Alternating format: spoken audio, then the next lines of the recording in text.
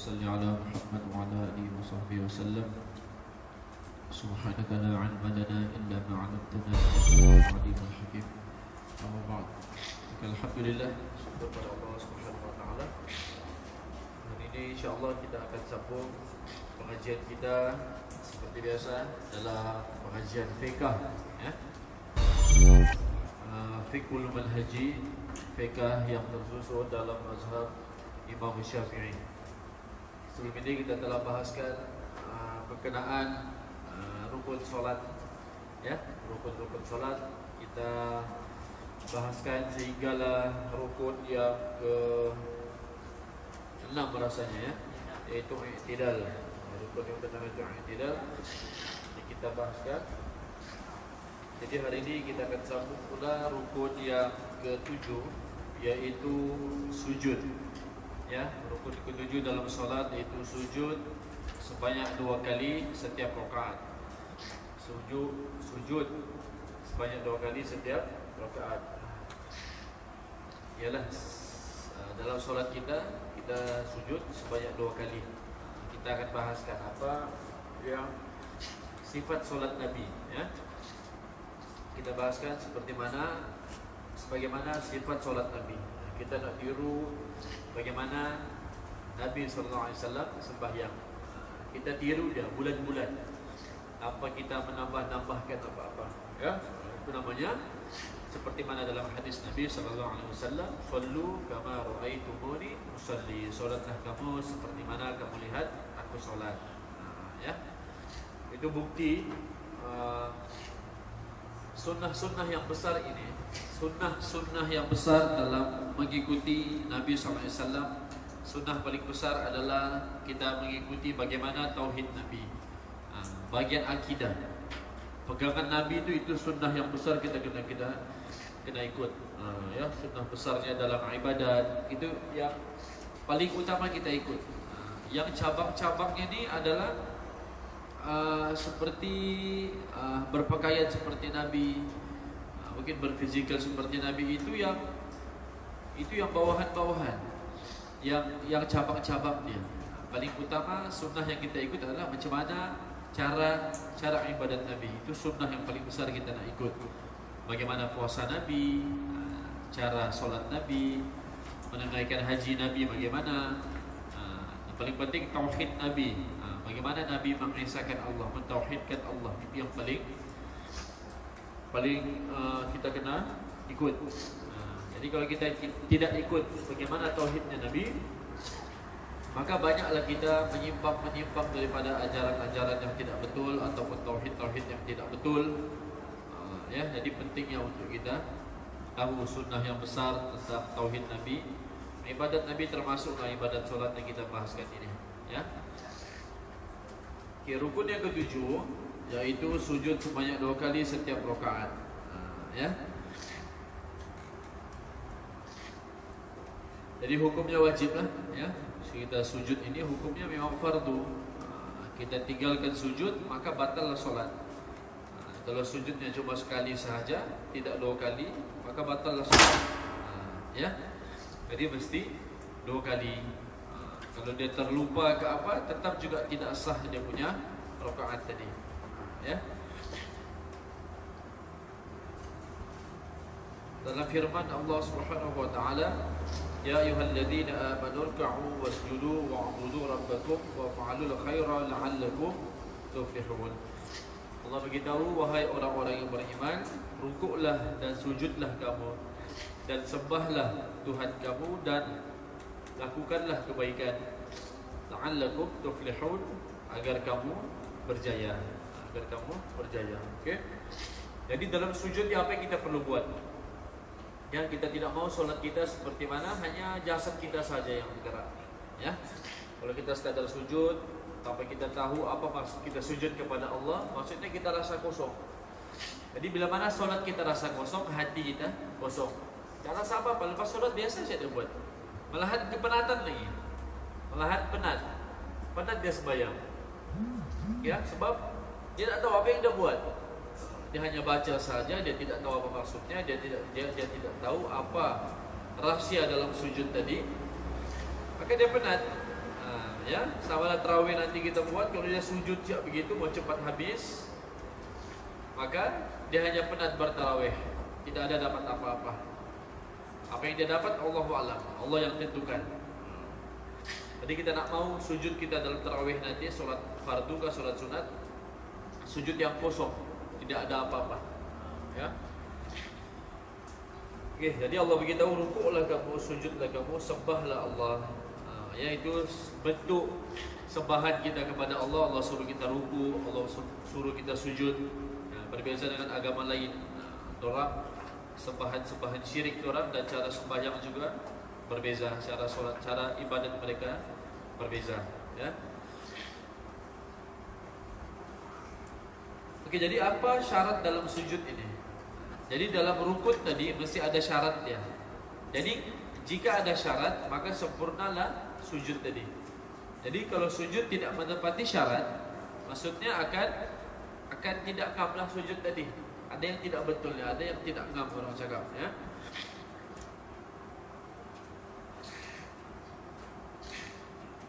Yang pertama adalah syarat pertama, hendaklah kita niatkan masa sujud tadi adalah sujud kepada Allah. Dalam hati kita tu kita kena tahu yang kita bersujud tadi itu adalah sujud kerana Allah. Walaupun di depan kita tu ada mimbar, ada bahan-bahan, barang-barang, ya, kita tidak sujud di sejadah tadi itu untuk niat untuk sejadah, bukan di sujud di masjid, mata-mata untuk masjid, tapi itu tempat untuk kita bersujud dan niatkan sujud kita itu adalah kita sujud kepada Allah. Sama juga seperti kita sujud di hadapan Ka'bah. Bukan kita sujud dekat Ka'bah ya. Ka'bah itu hanyalah satu makhluk yang Allah ciptakan. Kita tidak sembah dia. Jadi kita kena tahu kita sujud itu bukan untuk Ka'bah, tapi Allah suruh sujud di situ menghadap kiblat sebagai cara untuk menyembah Allah. Jadi mungkin ada yang datang dia tidak tahu, dia terlalu fanatik, taksub dengan Ka'bah, menangis-nangis, peluk-peluk Ka'bah. Ada apa dengan Ka'bah tadi? Itu hanya kiblat. Kiblat orang Islam yang kita muliakan. Tidak perlu ditangisi, tidak perlu yang tahu dipeluk-peluk. Oh, diambil dia punya sarung-sarung bahan-bahannya di situ. Ini akibatnya kalau beribadat tanpa ilmu, tidak belajar. Terus naik haji tapi tidak belajar. Ya. Maka dia buat sembarangan di sana. Ya. Jadi kita sujud tadi walaupun depan Ka'bah, tapi sujud itu kepada Allah, bukan kepada makhluk si Ka'bah tadi. Ya. Jadi tauhid kita kena betul. Semua tu hanya untuk Allah. Sebab itulah Allah kita dilarang untuk sujud di hadapan manusia. Sujud kita pegang kaki, cium kaki macam budaya-budaya agama lain. Ya. Itu tidak perlu. Boleh jatuh haram dia punya hukum. Seolah-olah kita terlalu memuliakan dia. Kalau ada tok guru kita pun kita tidak boleh sanggup sampai kita cium kakinya apa semua. Ya, dia tu makhluk. Ya, tidak ada beza kita dengan dia, hanya manusia. Membezakan kita hanya takwa. Ya, jadi jangan kita terlalu berlebihan. Nah, syarat kedua, syarat pertama jadi kan, jadi bila mana kita sujud. Syarat kedua adalah hendaklah kita sujud di atas 7 anggota badan. 7 anggota badan mesti kena ketika sujud tadi. Ya, ketika sujud mesti kena 3 anggota badan. Ya.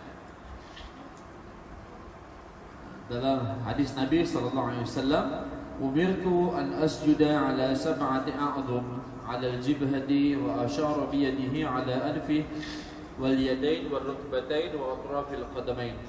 Rasulullah beritahu dia diperintahkan untuk sujud di atas 7 anggota badan, ada 7 tulang. Pertama dahi, kedua dahi, 2 tapak tangan, dahi sudah berapa? 3. Seterusnya kedua lutut, kedua tulang lutut kita, dan kedua kaki. Kedua hujung kaki tadi. Kedua hujung kaki. Jadi dijumlahkan semuanya 7. Pertama apa tadi? Dahi, 2 tapak tangan, 2 kaki, 2 lutut. 7 lah, 2, 4, 6. tujuh. Jadi mesti kena ketujuh anggota tadi di atas lantai tempat kita sujud tadi, barulah dinamakan sujud yang sempurna.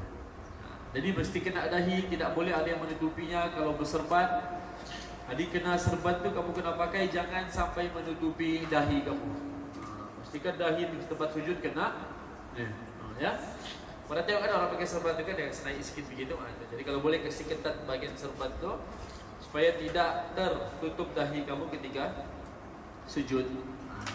Ya. Jadi mesti kena kedua belah tapak tangan. Tidak boleh ada apa-apa baju yang menghalang tangan kita sampai ke sejadah tadi. Kedua lutut mesti kena dan kedua tapak kaki mesti kena. Jadi kalau dia sujud, satu tapak kaki yang ternaik di belakang, tidak salah sujudnya. Ternaik satu turun. Ataupun separuh lututnya kena, separuh tidak. Tak tahu apa dia buat, tiba-tiba begitu lututnya. Ya. Dan satu tapak tangan kena, satu tidak. Maka tidak cukup 7 anggota, tidak sahlah syarat sujud tadi. Jadi adapun hidung hanya sunat saja. Kalau hidung tidak kena di sejadah pun tidak mengapa. Kalau kena pun lagi bagus. Ya, hidung tu.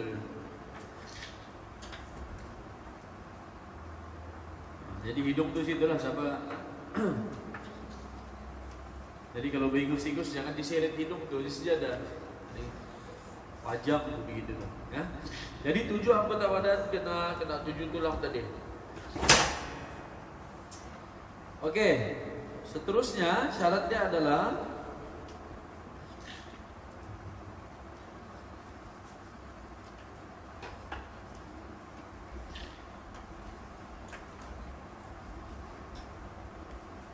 jadi kalau ada baju kita, lengan baju kita yang panjang, kita letak tapak tangan kita ketika sujud, maka itu tidak sah syarat sujud kita. Kalau lengan itu panjang, mesti tapak itu kena di tiga sejadah. Jadi jangan ada lengan baju yang bertindis begitu. Kecuali lah perempuan yang memang pakai telegum, itu tidak mengapa lagi. Tidak boleh sujud di atas kain-kain yang dia pakai, lengannya panjang betulkah, ataupun serbannya yang melebihi dahinya tidak sampai. Boleh merosakkan syarat sah sujud tadi. Ya, di sujud kena sempurna tadi.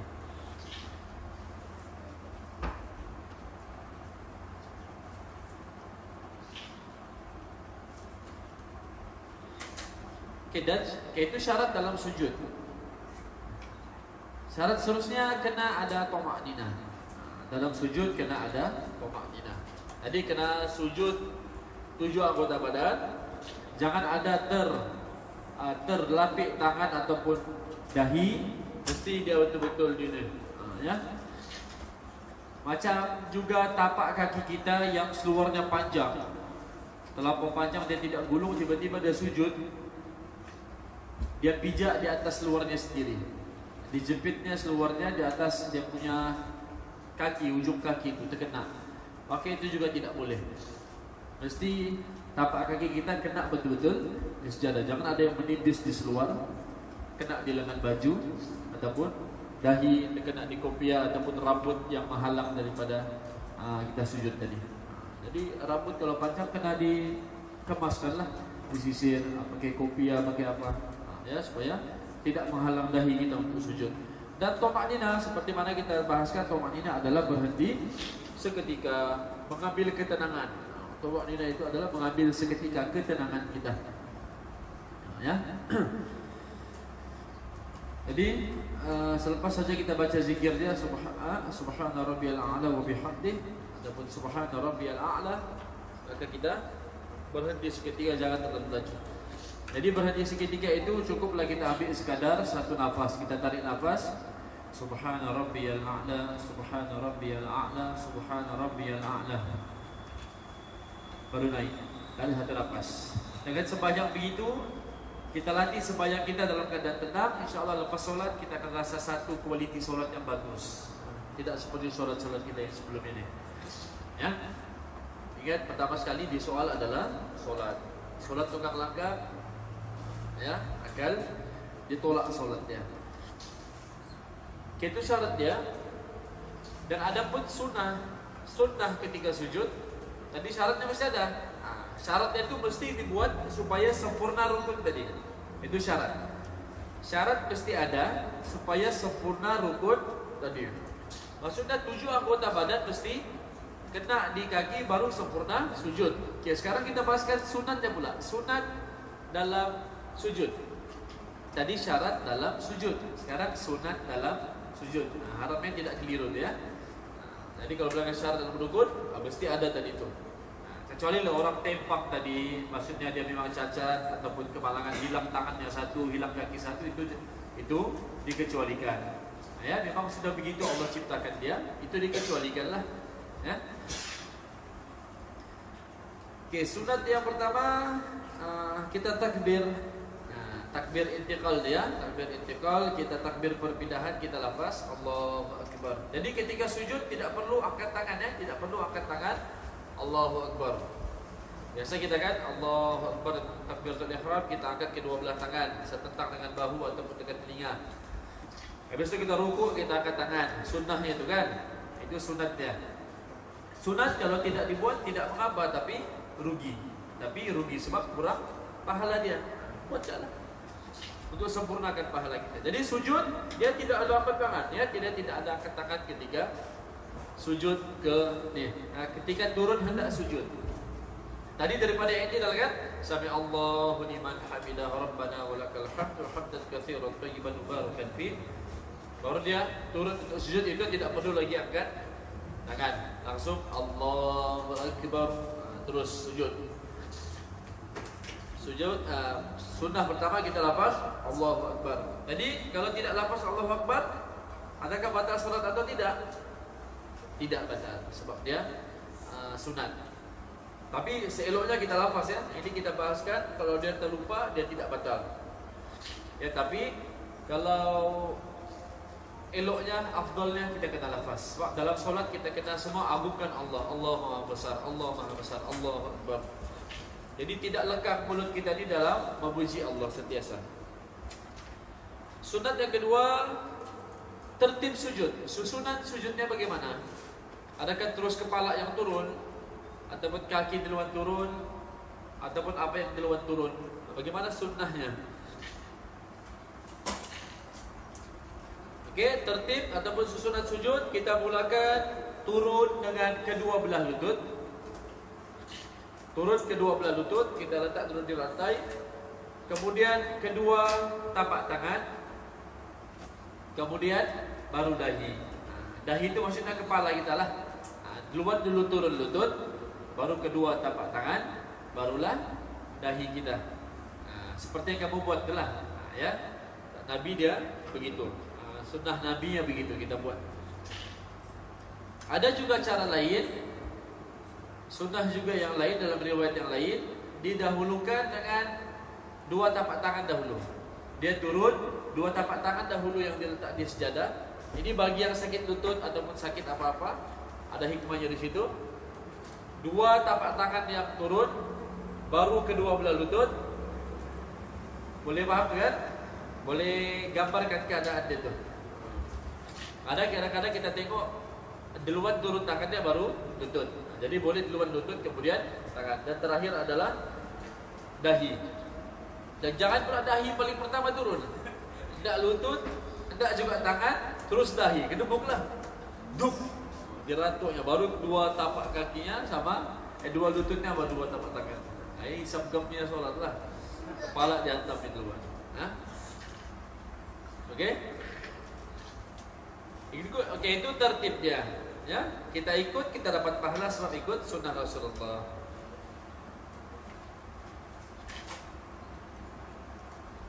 Oke, bagaimana pula cara sujud dia? Pas kita turun tadi, kita letak tangan, kedua tapak tangan kita tadi setentang dengan bahu. Kita setentang dengan bahu kita. Dua tapak tangan di sejadah tadi hampiri dekat telinga, tidak terlalu hampir dekat telinga, tapi setentang dengan bahu. Yang penting luas kita sujud, tidak sampai perut kita ni kena di paha kita. Perut kita sampai kena di paha kita, itu terlalu sempit kalau begitu. Ya. Kecuali lah keadaan sempit seperti solat yang ramai, solat Jumaat, solat hari raya, istisqa dan apa-apa yang lain, maka itu tidak mengapa kalau kita sujud terlalu rapat, perut kita kena di paha kita. So, keadaan tidak mengizinkan terlalu sempit.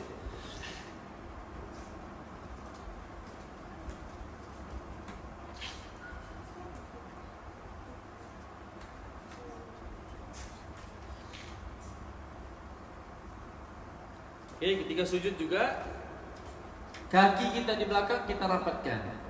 Kaki kita di belakang itu kita rapatkan. Ini ya, kita bayangkan saja lah ya. Ustaz tidak tunjukkan, kita bayang. Kita sujud tadi dan kaki kita dirapatkan di belakang. Ditutuplah tadi tuh. Tidak terlalu terbuka. Dirapatkan. Itu sunnah dia. Ya. Dan semua jari-jari kita tadi itu kita lipatkan menghadap kiblat. Kita bukan sekadar letak, tapi kita lipatkan begini. Kita lipatkan begini, jari di belakang itu menghadap kiblat.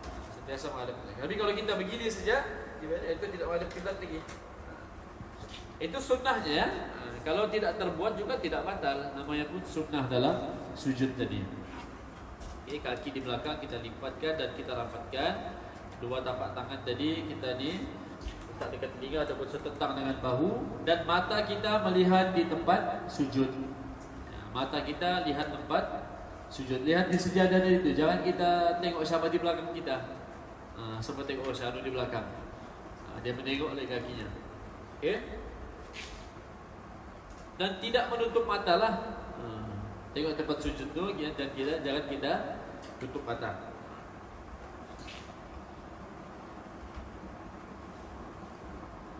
Dan masa itulah baru kita sudah selesai, kita letak tangan, letak sudah kita punya kepala, kaki kita sudah berlipat di belakang menghadap kiblat, barulah kita mulakan tasbih dia. Tasbih dia yaitu zikir dia dalam mana ketika sujud, yaitu subhana rabbiyal a'la. Ataupun subhana rabbiyal a'la wa bihamdihi. Adapun subuhun qudusun rabbul malaikati warruh. Ya. Jadi ada 3 bacaan boleh ya.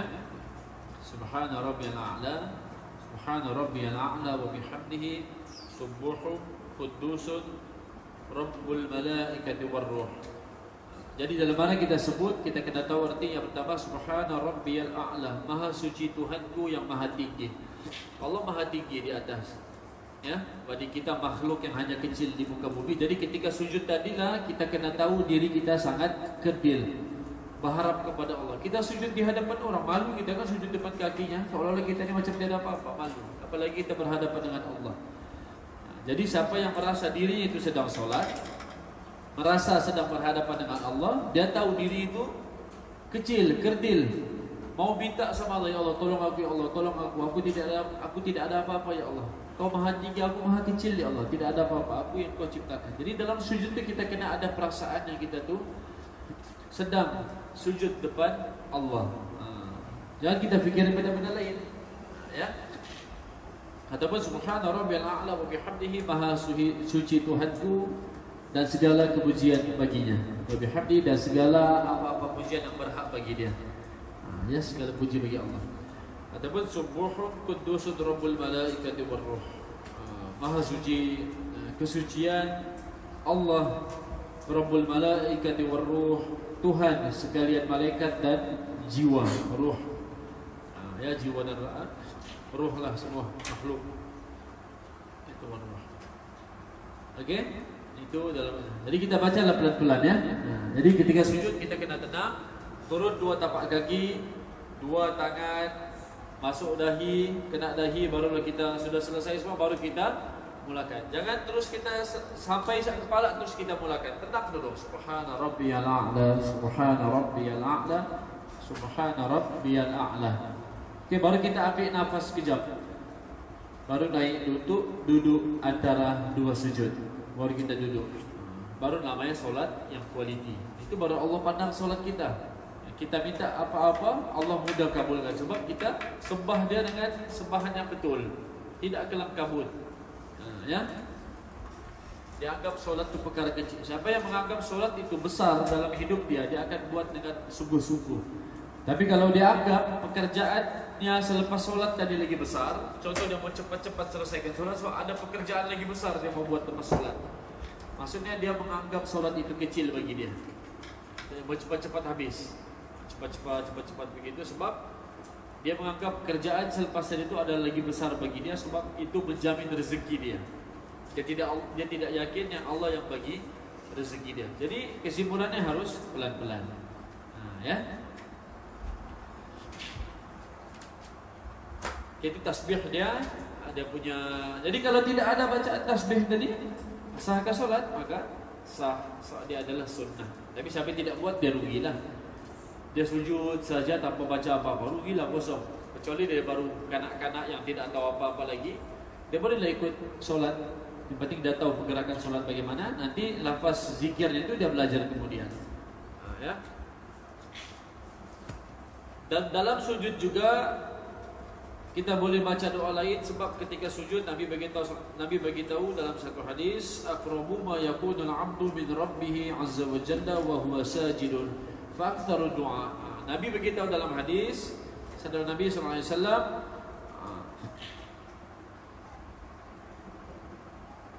ketika sujud disitulah disitulah kedudukan hamba paling hampir dengan Tuhannya. Ketika sujud disitulah kedudukan hamba sangat hampir dengan Tuhannya, yaitu Allah. Kita hampir dengan Allah, paling hampir adalah ketika kita sujud. Maka Nabi beritahu fa'aktsarud du'a, maka banyakkanlah berdoa. Kita boleh doa apa-apa di situ, tapi jangan doa bahasa Melayu, bahasa Arab. Ya Allah 5E, ya Allah, ya Allah 3E, ya Allah. Tapi dia nak belajar pun 3E, 2E, 2E, 3E. Ya. Tapi kalau orang yang belajar betul-betul, dia tidak perlu lagi sebut dalam doa, ya Allah besok 3E, ya Allah kasih begini, ya Allah. Tidak perlu dah tanpa lebih-lebih doa. Beritahu saya, ya Allah, mudahkanlah urusanku untuk menghadapi peperiksaan besok. Sudahlah. Jangan lebih-lebih meminta begitu. Berlebihan semua lagi. Ya Allah besok paper bahasa Melayu, ada kertas satunya begini, kasih masuk soalan begini ya.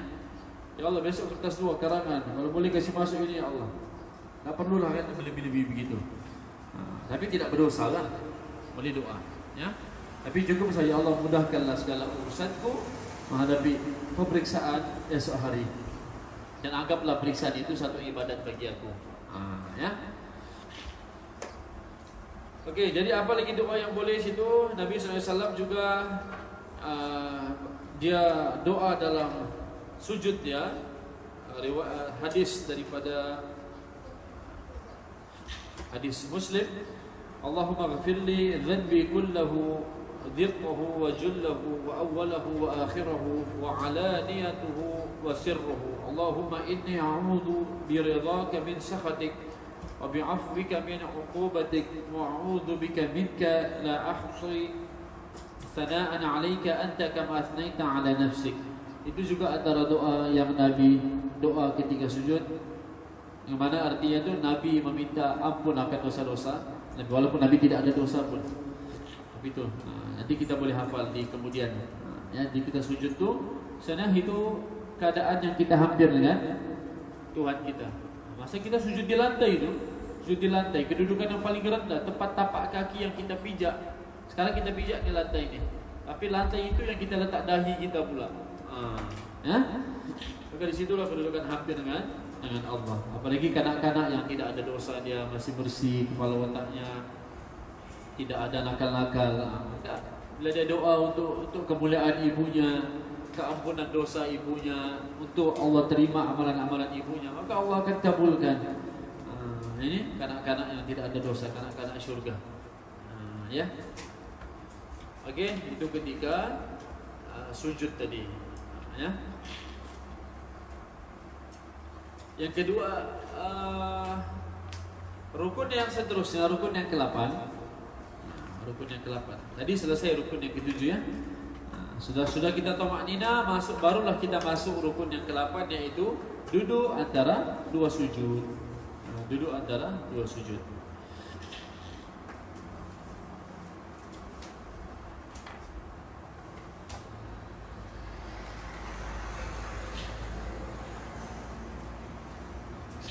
apa syarat dalam duduk antara dua sujud?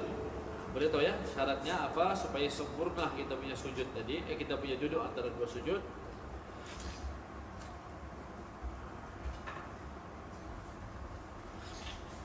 Jadi ketika duduk antara dua sujud, badan kita kena tegak ya. Badan kita kena tegak, jangan kita membungkuk kepala kita. Kepala kita duduk di sejadah, kita duduk di tempat sujud. Kepala kita tegak, badan kita di dada kita kasih ke depan begini. Duduk, tapi mata kita di tikar sejadah dari tempat sujud tadi. Jangan kepala kita bongkok begitu. Kena tegak betul-betul.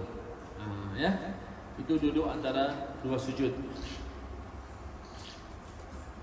Apa sunnah dalam dia? Dalam dia punya syarat tadi kena ada thama'ninah. Semua rukun kena ada thama'ninah. Kecuali lah selepas Al-Fatihah tidak ada thama'ninah. Selepas Al-Fatihah bermula rukuk sampailah habis selesai solat mesti ada thama'ninah sebelum salam tadi. Okey? Jadi apa sunnah ketika duduk antara dua sujud? Yang pertama kita lafaz takbir Allahu Akbar. Ini takbir intiqal kita semua sebut Allahu Akbar. Kecuali lah tadi kita sebut sami Allahu liman hamidah. Itu bukan takbir. Ya, Allahu Akbar. Okey, seterusnya duduk. Bagaimana cara duduknya? Duduk secara iftirash. Duduk iftirash seperti yang kamu tahu, kaki kiri kita letak di atas punggung kita. Ya, kaki kiri diletak atas punggung kita, kaki kanan kita lipatkan. Pada kanan begini tu kan? Tangan kaki yang di sebelah kanan begini, yang sebelah kaki kiri kita letak di atas punggung kita, duduk atas punggung kita. Itu namanya duduk iftirash. Itu sunnahnya. Jadi maksudnya tidak ada duduk yang begini, kita bersilang kaki begini tu. Dia tidak ada duduk yang cara begini. Tapi ini sunnah. Kalau buat yang macam iftirash tadi, lipat kaki itu lagi banyak pahalanya. Ikut cara. Tapi kalau tidak mampu, dia boleh lipatkan macam biasa. Itu sunnah, bukan rukun dia. Jadi yang mana yang mampu, kita ni masih muda, tidak ada sakit-sakit tulang, kita ikut acara Nabi. Selagi mana ada mampu, kita cari, kita ambil kesempatan yang ada. Kita duduk iftirashi. Ya.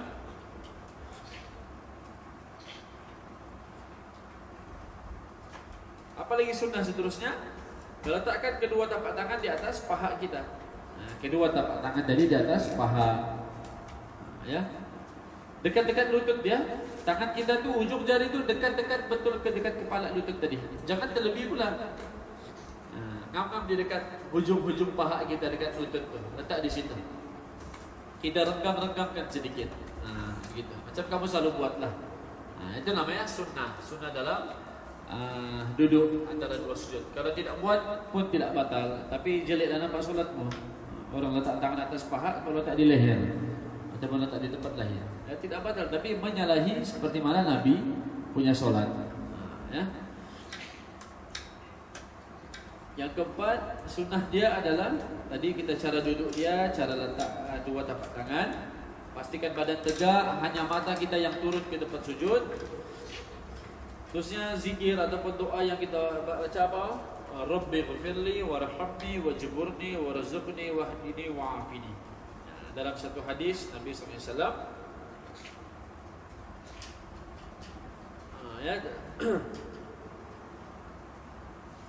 hadis riwayat Abu Dawud dalam sanadnya yang daripada Sahih Ibnu Majah. Nabi baca Rabbi ghfirli warhamni wajburni warzuqni wahdini wa'afini. Ini kena disusun nih, kena disusun supaya tidak bertabur seperti mana cara susunan Nabi buat. Ya. Ataupun boleh juga Allahumma ghfirli warhamni wajburni wa'afini warzuqni warfa'ni.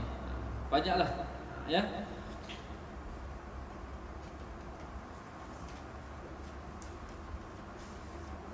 Jadi ketika mana kita sujud, seperti biasa kita kena tadabbur, kita kena tahu apa yang kita sebut. Warajul juga bighfirli warhamni wajburni warzuqni wahdini wa'afini. Jadi tahu apa disebutnya. Bosan dia sembahyang. Tak tahu apa-apa. Rabbi ghfirli, ya Allah ampunkan dosaku, warhamni, sayangilah aku ya Allah, kasihlah aku ya Allah. Kita tinggal berdoa semua. Solat itu, perkataan as-solah itu bermaksud doa. Daripada awal sampai assalamualaikum semuanya doa kepada Allah. Jadi kalau tahu diri kita berdoa, kita kena sungguh-sungguh. Masa kita minta sama bapak kita, Pak, tak bapak RM2, Pak RM1 Pak. Dah sungguh-sungguh bapak kita mau bagi, lain pula cara minta. Pak minta bapak RM1. Kenapa kesungguhan tu kan? Pak RM1 bapak mau beli anu. Itu cara kesungguhan. Pak RM1, Pak RM2. Tidak berapa ada kesungguhan untuk minta tu. Jadi apatah lagi Allah. Lagilah kita kena sebut betul-betul. Kalau rajul-rajul bagi fili warhamni wajibuni warzuqni wadi wa'afini. Belum selesai terus sujud. Jadi kena pelan-pelan. Warhamni ya Allah, kasihini aku, wajibuni ya Allah wajibuni, tutuplah aibku, tutuplah keburukanku. Orang tak tahu keburukanku ni. Allah saja tahu.